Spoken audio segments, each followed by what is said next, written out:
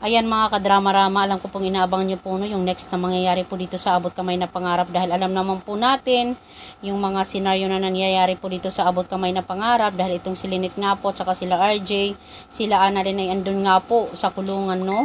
Tapos itong si Carlos naman ay talagang walang magawa nga po no para iligtas nga po itong si Lynette, kundi inuna pa niya talaga itong ex-wife niya na si Irene. Talagang tinawagan siya, kumagat na naman itong si Carlos, pinuntahan niya, nagdala siya ng pagkain, siguro may dinaramdam itong si Irene or talagang nagpapanggap lang siya na may sakit para pumunta doon si Carlos para akitin niya, 'di ba?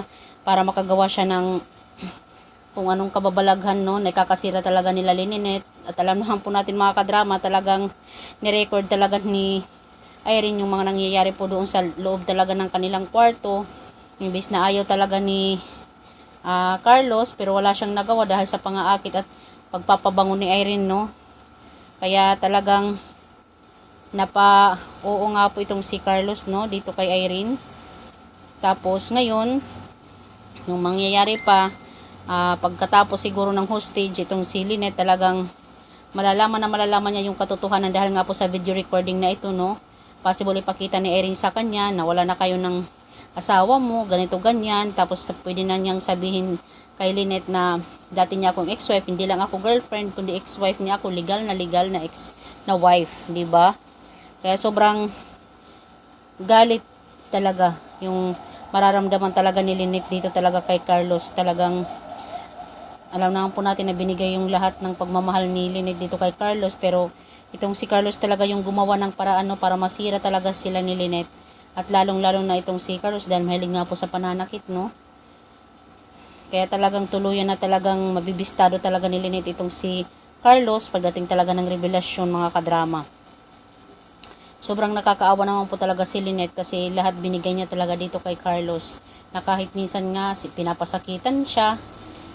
Pero ayan, andun pa rin siya dahil nga po gusto nga niya pong maghanap talaga ng mga ebidensya sa lahat ng mga kasinungalingan talaga ni Doc Carlos. Kaya mga kadrama-rama, ayan, ito na yung kanilang mga senaryo ngayon, episode na pinapakita ng director.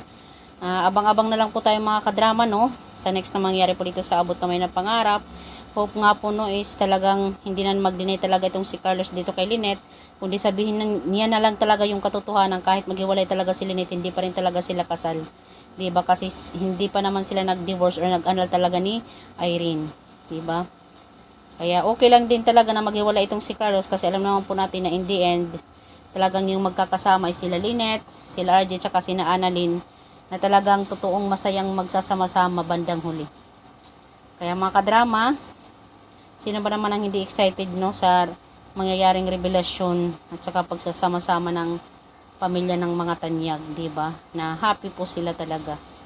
So, yun lang po mga kadrama. Maraming salamat again sa inyong panonood. Huwag niyo pong kalimutan na i-like, i-share, tsaka i-subscribe po yung aking channel dahil malaking tulong po ito sa aking channel. Thank you so much for watching. Bye-bye. And God bless. And abang-abang na lang po tayo mga kaabangers, mga kadrama. Bye!